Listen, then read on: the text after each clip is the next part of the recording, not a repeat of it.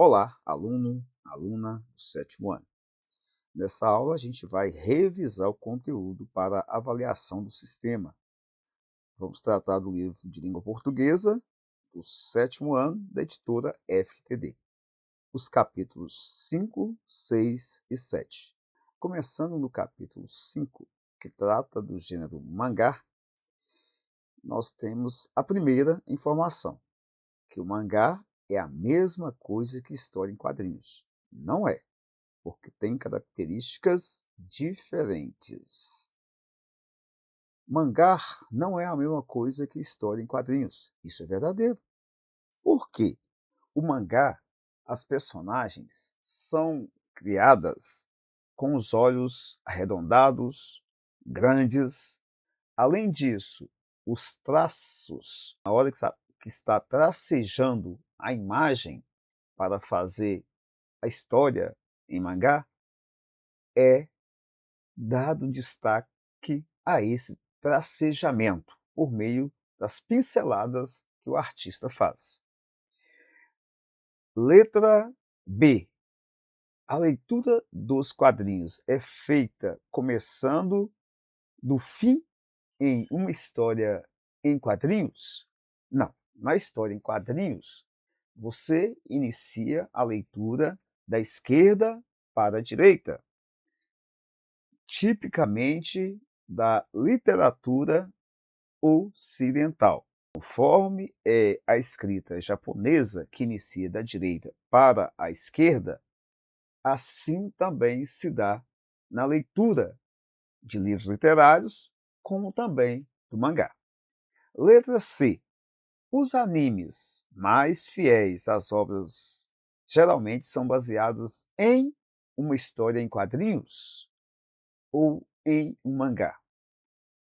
No caso, do nosso gênero, as histórias, ou seja, os animes que contêm uma história que vão para as TVs, são produzidos em forma de mangá.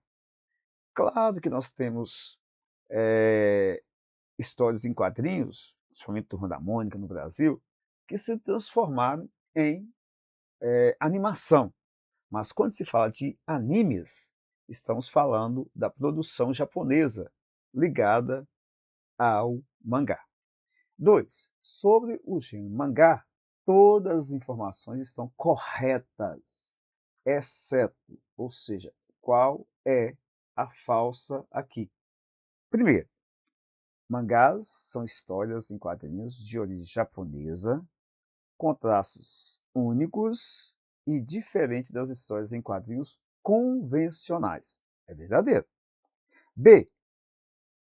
A leitura dos mangás é feita normalmente da esquerda para a direita, como leitura de qualquer outro gênero textual. Falso. A leitura é feita da direita para a esquerda, ou seja, pensando na nossa produção literária, seria do fim para o início da linha. Letra C. Os personagens do mangá, mais comumente, têm olhos grandes e muito expressivos. Verdadeiro. E letra D. A leitura de um mangá é feita do fim para o começo, da direita para a esquerda. Isso é verdadeiro. 3. Sobre a oração. O julgamento é subjetivo. Analise as informações como verdadeira ou falsa. O predicado é nominal. Verdade. O verbo ser, no caso aí ele é verbo de ligação. Ser, estar, permanecer, continuar.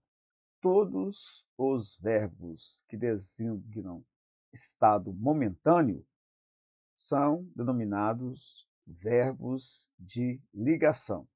Logo, por que é predicado nominal? E o verbo é chamado de verbo nominal? Porque logo depois dele vem um adjetivo que vai fazer a função sintática de predicativo do sujeito.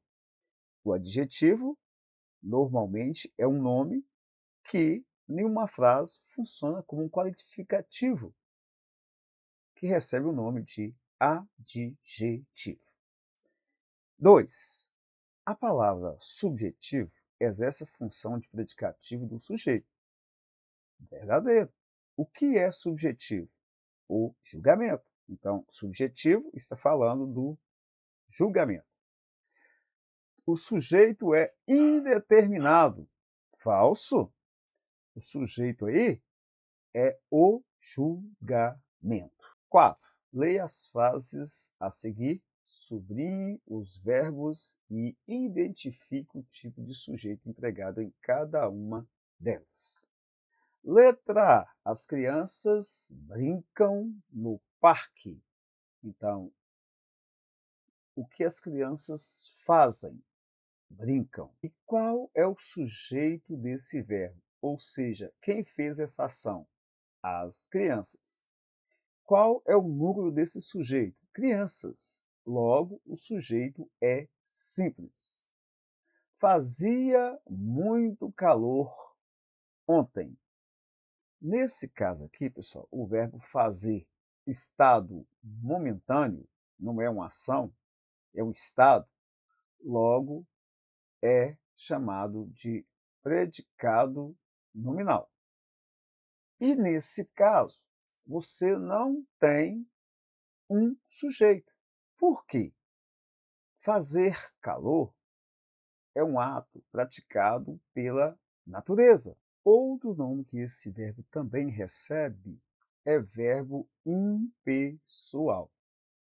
Então, verbo impessoal, verbo que designa um fenômeno da natureza, fazer indicando tempo, fazer indicando uma ação do clima, que é no caso aqui, você tem uma oração sem sujeito. Próximo, participaram do evento estudantes e professores. Aqui nós temos uma oração invertida.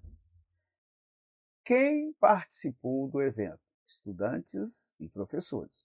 Se você inverter a ordem dessa frase, colocar na ordem direta, sujeito, verbo e seu complemento, fica desse jeito. Estudantes e professores participaram do evento. Logo, o sujeito que pratica a ação de participar vai ser estudantes e professores. Como o núcleo é composto por dois nomes, estudantes e professores, logo o sujeito é composto. Letra D. Precisa-se de mais voluntários para o evento. Precisa-se é o verbo, alguém está precisando, mas por essa oração não é possível saber quem é o agente que está precisando de voluntários. Logo, o sujeito é denominado de indeterminado. Estamos muito felizes com o presente recebido. Na letra E, o verbo é estamos, nós estamos. O sujeito, logo, está oculto. Estamos. Quem está? Nós. Logo, o sujeito é classificado como oculto, desinencial, elíptico, ok? Letra F. Durante a festa, cantaram músicas bonitas. Quem cantou música bonita? Pelo texto, não é possível saber. Logo, o sujeito está indeterminado. Mas você pode me dizer, professor, cantaram? É eles cantaram. Eles quem? Aqui, o sujeito eles, para se encaixar, ele tinha que ter um referente anterior. Por exemplo, Pedro, Tiago, Manuel e Fernando, eles cantaram música. Aí sim, o sujeito seria esse referente aí. Mas nesse caso aqui, é chamado de sujeito indeterminado, ok? A explicação foi clara. O verbo é foi. Quem foi Clara? a explicação. Logo, o sujeito é a explicação, como o núcleo é explicação, a explicação, núcleo, explicação, portanto, esse sujeito é simples nessa oração. E se for perguntar para você se esse predicado é verbal ou nominal, a primeira coisa que você vai analisar é verificar se tem um adjetivo. Logo, depois de foi, vem a palavra clara. Clara está falando de quem? Da explicação, está qualificando a explicação. Logo, clara é predicativo do sujeito e foi é denominado de verbo de ligação. Então, o predicado foi clara é chamado de predicado nominal. Questão 1 da segunda parte da revisão. João Zero, Wagner Moura, ou seja, faz dois papéis, né, de João e de Zero, é um cientista genial, mas, infelizmente, porque há 20 anos atrás, foi humilhado publicamente durante uma festa e perdeu Helena, que é feita, né, a atriz Aline de Moraes, uma antiga e eterna paixão. Certo dia, uma experiência com um de seus inventos permite que ele faça uma viagem no tempo, retornando para aquela época e podendo inferir no seu destino. Mas quando ele retorna, descobre que sua vida mudou totalmente e agora precisa encontrar um jeito de mudar essa história. Nem que para isso tenha que voltar novamente ao passado. Será que ele conseguirá acertar as coisas? Pois é, esse aqui é um texto, né, que se você pegar e observar, ele não é a notícia, porque para ser notícia você precisa ter no lead, né, o que aconteceu, com quem aconteceu, como aconteceu, onde aconteceu. Também não pode ser um resumo. Por quê? Um resumo, segundo as normas da ABNT, precisa conter 30% de uma obra resumida. Ou seja, ele precisa ser suficiente para que um leitor não tenha necessidade de consultar a obra original. O que acontece? Esse texto, pelo que a gente vê, ele não está completo. Será que ele conseguirá acertar as coisas? Aí é uma pergunta que o escritor desse texto deixa para o leitor. Então, poderia ser um resumo escolar, um texto mais curtinho que a gente faz na escola, e não aquele que é predito pela NBR, ABNT? Sim, né? Seria algo possível. Em suma, só de ter essa pergunta, que não é retórica, no final, e em seguida o texto não conter uma resposta para essa pergunta, ou seja, inserir uma opinião do escritor desse texto, logo esse texto não se enquadra nem em notícia, nem em resumo, e ele contém todas as características de uma sinopse. Então, essa questão não possui resposta porque faltou a opção sinopse aqui, ok? Então é isso, a gente debateu isso em sala. Então, após analisar essa última frase e observar que esse texto foi publicado no Enem, no vestibular Enem, e ele não contém desenvolvimento, logo ele se enquadra em uma sinopse, e não numa resenha crítica, e nem num resumo, tampouco numa notícia. Próximo texto. Em Touro Indomável, que o cineasta lança nessa semana nos estados de São Paulo e Rio de Janeiro, a dor maior e a violência verdadeira vem dos demônios de LaMotta, que fizeram dele tanto um astro no ringue como homem fadado à destruição, dirigida como um senso vertiginoso do destino de seu personagem. Essa obra-prima de Martin Scorsese é daqueles filmes que falam à perfeição de seu tema, o boxe. Então, você pode analisar nessas primeiras 3 linhas que, diferente do texto 1, esse texto 2, sim, é uma resenha crítica, porque nela contém opinião do escritor do texto, quando diz que o filme, né, Touro Indomável, é uma obra-prima, é daqueles filmes que falam a perfeição de seu tema, o boxe, para então transcendê-lo. Você vê todas as características de uma resenha crítica e não de uma sinopse. Ao escolher esse gênero textual, ou seja, resenha crítica, o produtor do texto objetivou, primeiro, construir uma apreciação irônica do filme. Ele não está fazendo ironia, ele está falando a verdade a respeito da sua impressão sobre a obra. B. Evidenciar argumentos contrários ao filme de Scorsese. Não, ele está falando bem. Ele não está colocando argumentos contrários ao filme, sim favoráveis.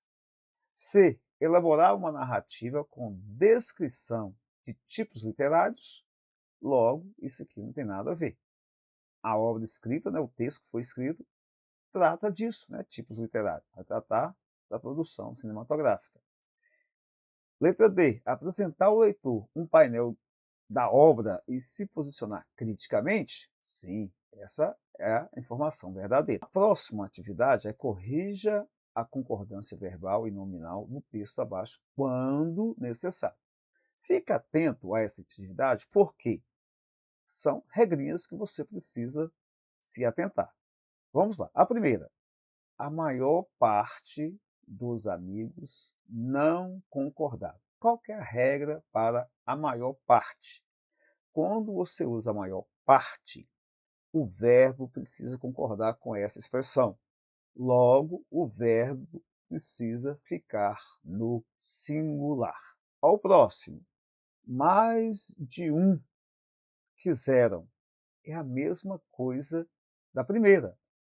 A maior parte, mais de um, quis. Então, o verbo precisa concordar com mais de um, seja concordando com o numeral que é um. Agora, se fosse mais de dois, aí sim, mais de dois quiseram, ok? Próximo, mais de um se desentendeu. Mais de um, concordando também com o numeral, cá o verbo no singular. Agora o próximo. Vários de nós ficamos bastante chateados, concordando com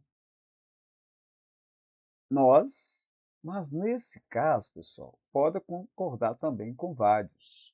Vários ficaram ou nós ficamos. Nesse caso, os dois estão corretos, ok? E por fim, aqui, ó, eu fiquei meia nervosa. Meia só pode ser usado como substantivo, no caso da meia que você usa com sapato, e também para significar metade. Aí você usa a palavra meia. Quando for advérbio de modo, fiquei meio nervosa. Então, a mulher tem que dizer meio nervosa, ok? Então, o modo como a pessoa ficou é um advérbio de modo, logo, advérbio não varia. Nossa próxima atividade continua tratando também da concordância. E aí você tem mais regrinhas que precisa se atentar. Primeiro, os Estados Unidos. Quando você tem artigos definidos ou indefinidos, antes de nomes próprios, no caso aí Estados Unidos, o verbo concorda com o artigo. No caso aí, os Estados Unidos são.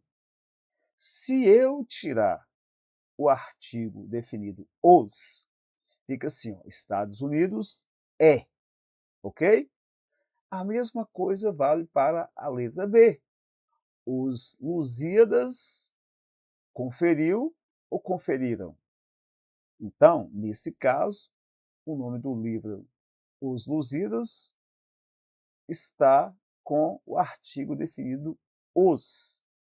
Logo, o verbo vai concordar com o artigo. Então, vai ficar os Lusíadas, né, o livro de Camões, conferiram grande valor. Se eu tirar o artigo os, vai ficar Lusíadas conferiu.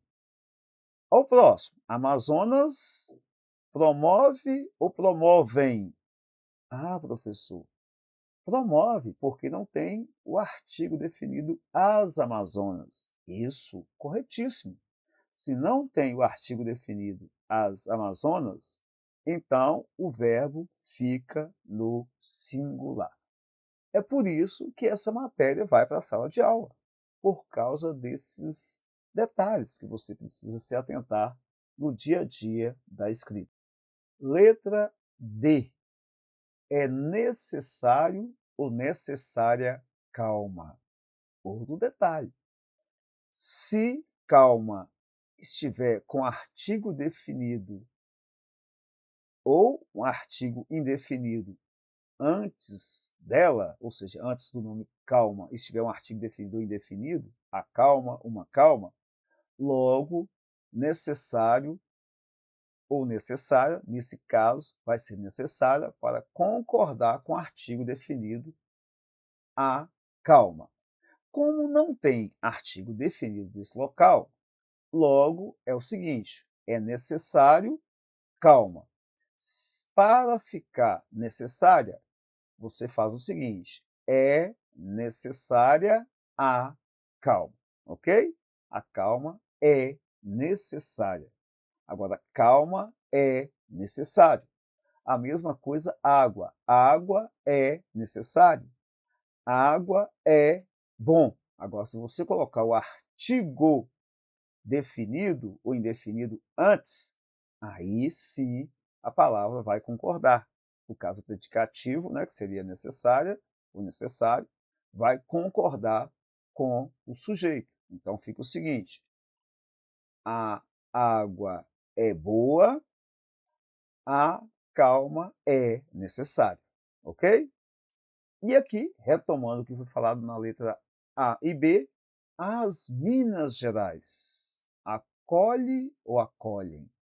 Se você tirar o as, vai ficar no singular o verbo. Se você colocar o artigo definido as, fica no plural o verbo. Então, as Minas Gerais acolhem bem seus visitantes. Terceira parte, vamos falar de sinopse. Sinopse é um gênero textual cujo objetivo é: letra A, analisar as qualidades de uma produção cultural? Never. Isso aí é função da resenha crítica. B, avaliar criticamente a qualidade de um produto cultural? Também não, se é função da resenha crítica. Letra C, divulgar um produto cultural? Aí sim, é a função da sinopse. Letra C, divulgar um produto cultural? Poderia ser, mas não necessariamente. Quem normalmente faz essa função é o cartaz, né, que tem essa função de divulgar um produto cultural, ou seja, promover um produto cultural. Ainda que a sinopse ajuda, né, nessa promoção.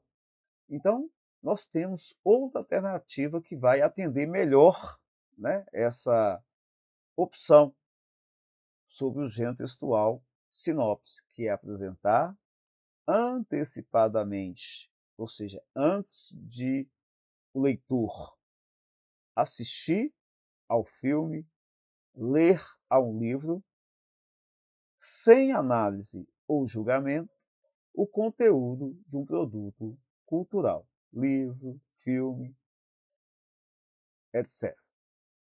2. O texto abaixo trata sobre o filme Intocáveis. Analise sua estrutura e responda. Então vamos lá. Um milionário francês, tetraplégico, contrata um homem da periferia para ser o seu acompanhante. Apesar de sua aparente falta de preparo e vontade para o trabalho. No entanto, à medida que vão se conhecendo, a relação que antes era profissional cresce e vira uma amizade que mudará a vida dos dois. Então, pode-se afirmar que o texto é uma sinopse, pois, então, você pode responder com suas palavras, mas levando em conta que é uma sinopse porque apresenta uma produção cultural sem análise ou julgamento do seu conteúdo, ok? Agora vamos para as interjeições. Interjeições são palavras que nós utilizamos no dia a dia para exprimir nossos sentimentos. Logo, qualquer palavra que você utilizar expressando sentimento, ela vai se enquadrar como interjeição. Por exemplo, um verbo. Você pode utilizar um verbo como interjeição. E aí vai ter a mudança de classe gramatical, que é chamada de derivação imprópria. Por exemplo, corre! Pedindo a pessoa para correr. Você produziu uma interjeição. Mas vamos às principais. Admiração. Exemplo de interjeição com admiração. Ah, oh, que belo! Alívio. Quais nós usamos mais como alívio? Ufa! Ah! Animação! Coragem! Vamos! Força! Você consegue! Quarta, apelo. Quais que nós utilizamos com apelo? Ei! Oh! Sil! Presta atenção no que é isso? Olha para cá! Algo desse tipo, né? Aplauso, quando você quer exaltar a obra ou trabalho de uma pessoa. Então você utiliza bravo, bis, ou seja, de novo, hey! 6. Desejo. Quais expressões utilizamos para expressar desejos? Oh, tomara, oxalá que ele consiga passar de ano, tomara que ele consiga passar de ano. Então, são exemplos de desejo. E dor. Aí você tem ai, ui. São expressões que exprimem dor. Dúvida. Quais expressões utilizamos para expressar dúvida? O que você falou? Hein? O que você falou? Hã? Não entendi. Espanto. Eita, uê, oxente. O que aconteceu? Uai, só. O que aconteceu mesmo? Então, para mostrar espanto. E 10, para demonstrar frustração e impaciência. Ah, é? Puxa, o que foi acontecer isso? Ah, vé! Nossa Senhora! Então, são exemplos de interjeições que expressam frustração e impaciência. Imposição de silêncio. Esse é muito conhecido nosso, né? Então, quais são? Silêncio. 12. Satisfação. Interjeição que nós utilizamos para expressar satisfação, ou seja, alegria. Oba! Eba! Ihá! São essas. Tem mais também, né? Mas vamos ficar nessa aqui, para ganharmos tempo. Saudação e despedida. Então nós falamos alô, no telefone. Ei, na rua, salve, na rua, olá, na rua, oi, pode ser na rua, no telefone, e tchau, como símbolo de, né, sentido de despedida. Adeus, etc. Tudo isso são chamados de interjeições que expressam despedidas, sentido de despedida. Suspensão é quando você suspende a sua fala, né, por meio de uma expressão. Por exemplo, alguém está falando alguma coisa, você não quer mais ouvir. Chega! Chegou! Ou seja, eu não vou falar mais. Né? Basta! Não, já basta. Basta! Eu não quero falar mais. Ou seja, pode ser suspensão pessoal ou suspensão de terceiro. Ok? Autuar. Isso aqui é menos, né? Esse é menos usado por nós no dia a dia. 4. O trecho. Ele pôde participar ontem, mas não pode vir hoje. O uso do acento diferencial, letra A, pôde, indica a distinção entre os tempos verbais pretérito, perfeito e presente? Sim, né? Porque há verbos e há palavras, para você distingui-las umas das outras, é necessário colocar um acento diferencial. Não é acento tônico, é chamado de acento diferencial. Por exemplo, ele tem. Ele, no singular, tem. O verbo tem não vai receber acento. Para mostrar que está no plural, porque se escreve do mesmo jeito, eles têm. Logo, você precisa colocar um circunflexo na letra E para mostrar que eles têm, tem, está no plural. A mesma coisa vale para aqui. Ó. Ele pode, presente. Ele pôde, escreve do mesmo jeito, logo, a gente pronuncia de uma forma diferente, coloca o acento circunflexo aí para mostrar uma das funções é fazer a diferença de presente e passado. Quarta parte da revisão. Complete as lacunas. Ele sempre mantém com acento agudo ou mantém com acento circunflexo. É o seguinte, vale para a mesma coisa que eu falei para vocês, tem sem acento e tem com acento circunflexo. Então, no singular, que é variação de tem, né, mantém a variação do verbo ter. Então, funciona semelhante. Então, no singular, mantém vai ter o acento agudo e no plural, acento circunflexo. Como é ele, é terceira pessoa do singular, logo a resposta vai ser essa primeira opção, que é mantém com acento agudo. Então, esse aqui, os turistas estão no plural, já falei, logo o verbo ter vai ter que ter um acento circunflexo para diferir de tem do singular. O turista tem é o primeiro. Os turistas têm é o segundo. Terceiro, as polícias civil e militar. Então, as polícias está no plural. Vale a mesma regra para os dois anteriores. Intervém singular, para mostrar que é no singular, vai ser esse agudo. Para mostrar que está no plural, vai ser esse com circunflexo. Próximo. Leia o texto e responda as questões. Querido editor, estou escrevendo esta carta como um leitor preocupado com a reportagem sobre o excesso de telas para as crianças. Gostaria de compartilhar minha opinião sobre esse assunto. Acredito que o uso excessivo de telas pode ter impactos negativos no desenvolvimento das crianças. É importante lembrar que elas precisam de atividades variadas, como brincar ao ar livre e interagir com outras crianças. Sugiro que incentivemos os pais a estabelecer limites saudáveis para o tempo de tela, garantindo momentos de conexão e estimulando outras formas de entretenimento e aprendizado.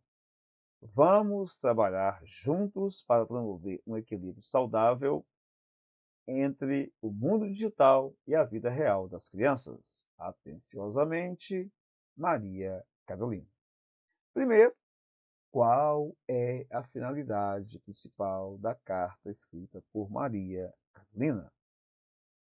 É a preocupação dela relacionado ao que foi tratado em uma reportagem sobre o limite de utilização de telas por crianças no Brasil. Então, essa é a finalidade, tratar de um assunto que foi matéria de uma reportagem que fala sobre o uso excessivo de telas que podem causar impactos negativos na vida das crianças. Na carta do leitor, é comum o autor se dirigir a quem? A um amigo, a si mesmo, ao veículo de comunicação ou ao professor? Ao veículo de comunicação. Normalmente se dirige à empresa que publicou a reportagem. Nesse caso, como a pessoa tem um pouco mais de conhecimento sobre a produção de um jornal, ou seja, de um texto jornalístico, ela sabe que quem fica responsável por isso é o editor do veículo de comunicação. Por isso que ela se dirigiu ao editor. C. Identifique no texto o trecho que indica a opinião pessoal da autora. A. Estou escrevendo esta carta como um leitor preocupado. Aqui nós temos opinião.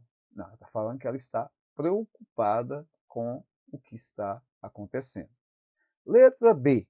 Acredito que o uso excessivo de telas pode ter impactos negativos. Aqui sim tem a opinião dela. Por quê? Ela está acreditando, ela nem está afirmando, porque não há pesquisas, que ela não é uma pesquisadora para afirmar que isso pode causar. Ela acredita, ela imagina que o uso excessivo de telas pode trazer impactos negativos na vida das crianças. Então, logo, essa opção é a resposta. Anteciosamente, Maria Carolina, nós temos despedida e assinatura. E, querido editor ou querida editora, nós temos a saudação. O objetivo da carta do leitor é interagir com o veículo de comunicação e compartilhar ideias com outros leitores. A letra D, nós vamos marcar como verdadeiro ou falso. Então, vamos para a primeira proposta. O objetivo da carta do leitor é interagir com o veículo de comunicação e compartilhar ideias com outros leitores. Verdadeiro, né? Então, a pessoa interage com o veículo de comunicação. Se o texto for publicado, outros leitores irão ler. 2. A carta do leitor é um gênero textual importante que permite que os leitores participem ativamente do debate público. Então, o carta do leitor é um gênero textual importante que permite que os leitores participem. Sim, né? Quando você manda o seu comentário por meio da carta, você está participando de um debate sobre um assunto importante na sociedade. Para elaborar uma carta do leitor, é necessário ter a estrutura de saudação, introdução, corpo, conclusão e assinatura. Verdade, né? Então, tem que ter. E dependendo, geralmente, né, pode ter um título ou não. Ok? Então, algumas matérias você vai ver em jornais, ou hoje nos sites, né, de jornais, algumas cartas contêm título. Outras, né, entram em um título global e vai inserir nas cartas que comentam sobre determinada reportagem. Ok? Quinta parte da revisão. Então, vamos lá. Classifique os verbos quanto à transitividade. Então, quando fala sobre transitividade, está querendo dizer que o verbo necessita de complemento. O verbo transitivo é aquele que necessita de complemento.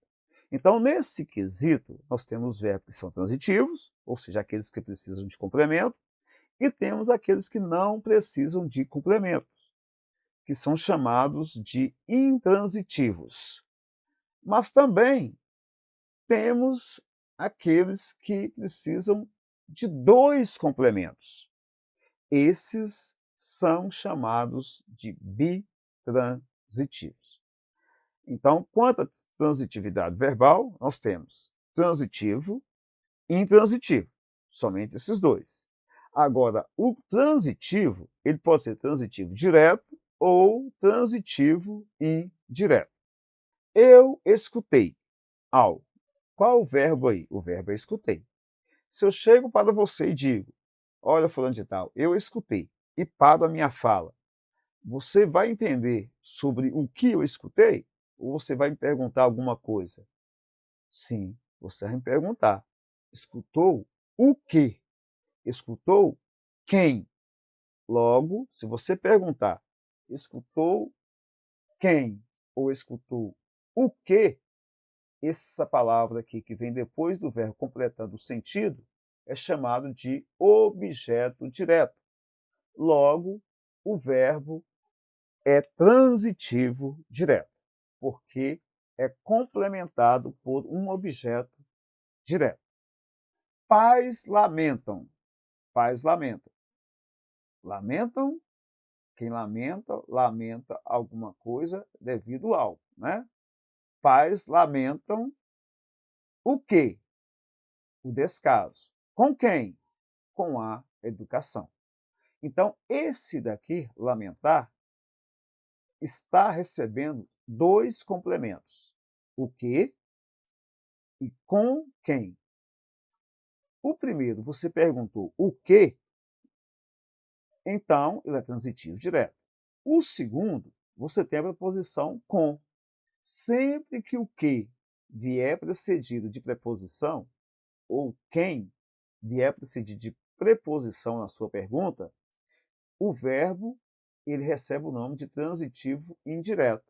E o complemento recebe o nome de objeto indireto. Ou seja, os pais lamentam. Lamentam o que e com quem. Então, esse verbo aqui, lamentam, é denominado verbo transitivo direto ou indireto, ou bitransitivo, que é a mesma coisa. Preciso, eu preciso. Se eu chegar para você e falar, olha, eu preciso, e parar minha frase, você vai fazer pergunta sim ou não. Precisa de quê? Precisa de quem? Então, ó, se é de quê ou de quem, logo o complemento é um objeto indireto. Então, o verbo é transitivo indireto, ok? Se o complemento é objeto indireto, o verbo é transitivo indireto. Agradeço. Eu chego e falo para você na sala, gente, eu agradeço. Se você não está sabendo de nada, você vai me perguntar, agradece o quê? Mas a quem? Quem agradece, agradece alguma coisa a alguém. Eu agradeço o quê? A presença. A quem? A todos. Também é chamado de verbo transitivo direto e indireto, ou bitransitivo. E agora, pessoal, tem uma questãozinha, é que o verbo agradecer, por essência, ele é bitransitivo. E também, na fala do dia a dia, eu agradeço a quem? A todos. Por quê? Né? Qual foi o motivo? No caso aí, pela presença. Mas muitas vezes a gente usa também assim, ó, eu agradeço a você por estar aqui. Eu agradeço quem? A você.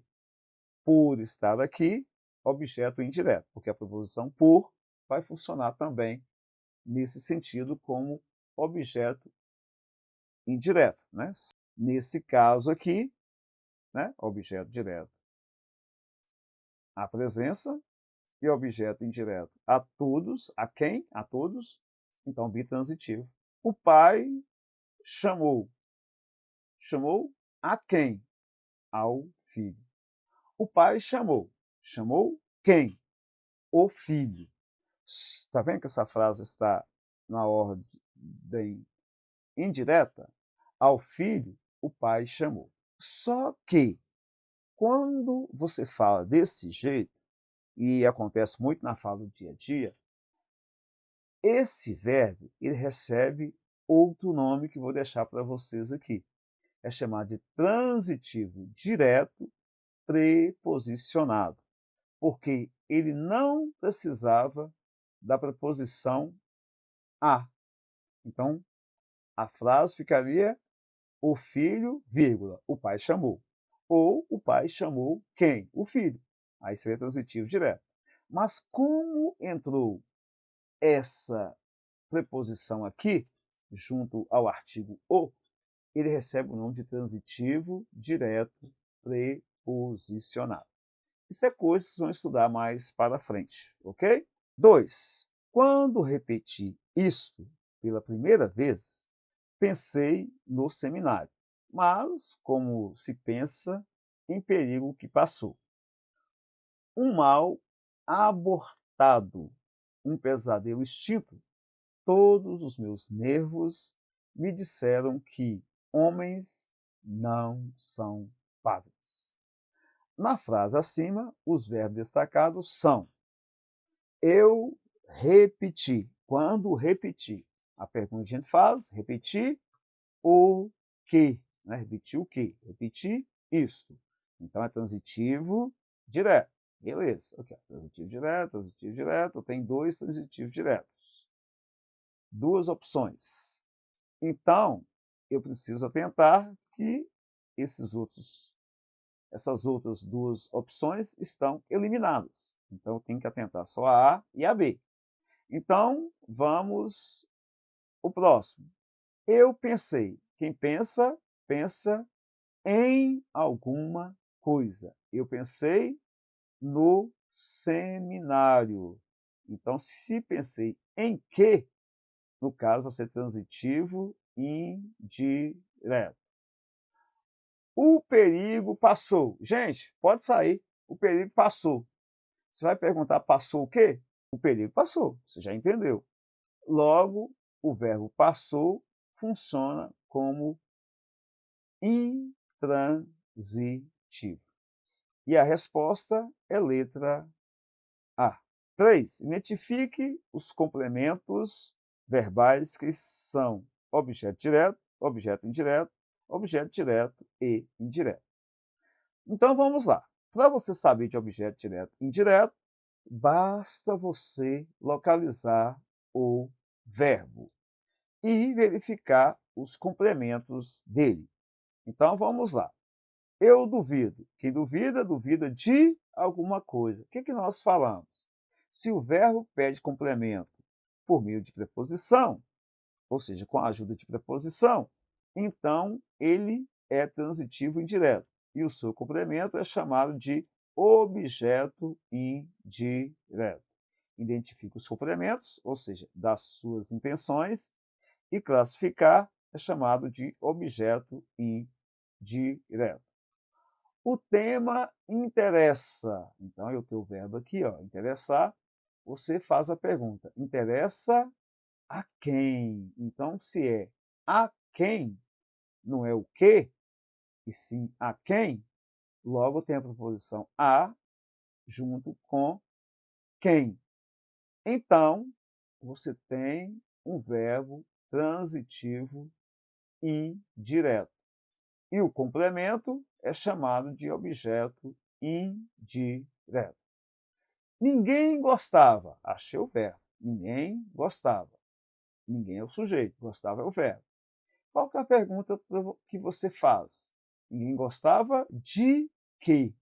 Então, se é de, o complemento do verbo é chamado de objeto indireto. Não provou.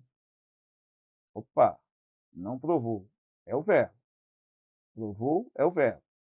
Qual que é a pergunta que a gente faz? Não provou de quê? Então, de, né, no caso que é do bolo, então você tem um complemento do verbo que vem com uma preposição de, logo você tem um objeto indireto.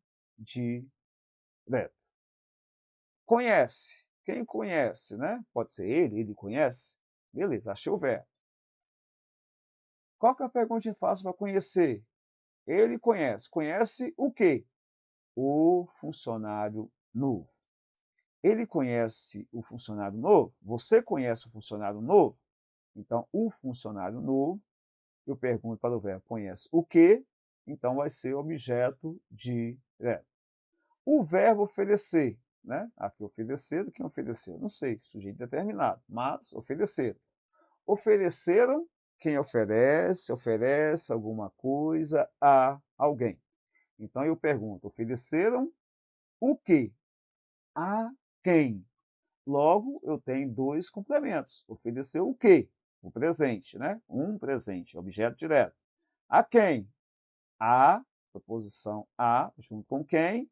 A quem? Ao aniversariante. Então, esse verbo é chamado de transitivo direto e indireto, ou bitransitivo, e seus complementos são objeto direto e objeto indireto. Amem. Amem a quem? A Deus. A verdade, ame quem? Deus. Tá? Então, esse também entra no caso chamado verbo transitivo direto preposicionado. Mas esse objeto aqui, professor, do jeito que está, é transitivo direto, é objeto direto ou objeto indireto? O nome que se dá, o correto, é você falar que é um objeto direto seguido de preposição a, ok? Então, objeto direto preposicionado. 4. Identifique a oração que apresente as seguintes estruturas: sujeito, verbo de ligação, predicativo do sujeito. Então, recordando, sujeito é quem vai praticar a ação, o verbo de ligação são chamados verbos nominais, ser, estar, permanecer, continuar, etc. E o predicativo do sujeito, quem faz função do predicativo do sujeito é um adjetivo. Ou seja, quando falar de predicativo do sujeito, imediatamente você pensa em adjetivo. E você vai até as frases. Olha só. Ela canta lindamente. Ela canta. Canta é uma ação ou é um estado da pessoa? Ah, professor, é uma ação que a pessoa está fazendo. E lindamente? Ah, mas lindamente vem do adjetivo lindo ou linda. No caso aqui, linda. Mas aqui não é o modo que ela está cantando? Pois é, isso aqui não tem mais função de adjetivo. Não é a função sintática dele aqui nesse caso, porque foi acrescentado o sufixo mente, tem função de advérbio de modo. Porque mente, quando você coloca mente em uma palavra, normalmente você consegue formar advérbio de modo. Ao próximo, o rapaz corre. Opa, o verbo é correr. É uma ação? Sim, né? A ação que ele está fazendo. E como que ele corre? Rapidamente. Opa, aqui também é um modo que ele está correndo. Logo, você tem um advérbio de modo. Por quê, pessoal? Rapidamente está falando do rapaz ou falando do verbo? Falando da forma que ele corre. Então, rapidamente não é predicativo do sujeito o rapaz, e sim tem relação com o verbo correr. Por isso que é advérbio de modo, porque advérbio vem junto com o verbo. A mesma coisa aqui, ó. Lindamente está falando do sujeito ela, ou falando do modo que ela canta? Ah, professor, estou falando do modo que ela canta. Logo, lindamente é advérbio de modo que está modificando o sentido do verbo cantar. O cachorro late. O cachorro late muito alto. Ó, alto está falando do cachorro ou falando da ação do cachorro de latir? O professor está falando da ação dele. Então, alto é advérbio de intensidade que está modificando o verbo latir. E muito também é advérbio de intensidade, logo, muito modifica o sentido do advérbio alto. A comida está gostosa, muito gostosa. Gostosa está falando de quem? Do verbo estar ou da comida? Ah, o professor está falando da comida. Então, gostosa é predicativo do sujeito à comida. Mas esse muito aí, professor, não é advérbio? Sim. Só que muito não está falando da comida. Está falando, né, está intensificando a questão do sabor da comida, né, que é gostosa. 5. Identifica a alternativa que contém a classificação dos verbos em destaque, de acordo com a legenda. Então, VT, verbo transitivo, VI, verbo transitivo, VL, verbo de ligação. E aí, você agora já sabe, né? Porque nós falamos, se o verbo é de ligação, é só observar que se ele está inserindo um estado momentâneo ou se o verbo está seguido de um adjetivo que está qualificando o sujeito. Então vamos lá. 1. Os jovens gostam. Olha só, o verbo é gostar. Qual que é a pergunta que a gente faz para ele? O verbo gosta. Gostam de quê? Né? Então, esse verbo, ele pede complemento. Se o verbo gosta pede complemento, e aqui está o complemento, ele é chamado verbo transitivo, ou seja, você não pode parar aqui a sua frase. Você precisa transitar para o resto da frase para que alguém te compreenda, ok? Olha o próximo. A corrida foi. Ah, está no passado, beleza. Isso aqui foi é uma ação? Está falando da emoção, né, do momento, do estado momentâneo que as pessoas sentiram da corrida. E animada, está falando de quem? Do verbo foi ou da corrida? Ah, professor, está falando da corrida. Então, animada aqui, pessoal, é adjetivo. Logo, logo a palavra animada está funcionando como predicativo do sujeito à corrida. Então, o foi é um verbo de ligação, ok? Ligando corrida ao seu adjetivo animada. Eu caí no chão. Eu caí é uma ação? Sim. Eu caí, você entendeu? Entendi. Ah, mas caí no chão. Caí onde? No chão. Espera aí, pessoal. Toda vez, depois do verbo adjunto adverbial, falando do local, etc., nesse caso aqui não é lugar, então aqui é uma locução adverbial de lugar.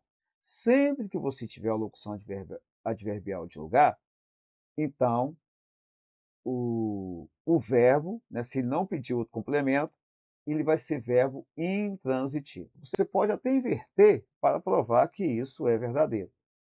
No chão, vírgula, eu caí. A pessoa pergunta, caiu o quê? Não, né? Eu caí, pronto. O que aconteceu aí, minha? Caí. Você vai ficar perguntando, minha, caiu o quê? Não, né? Caí, pronto, já entendi. Então, cair é um verbo intransitivo. Eu caí na lama. Opa, na lama é uma locução adverbial de lugar. Então, essa é a primeira parte. A gente vai na próxima aula falar da segunda parte.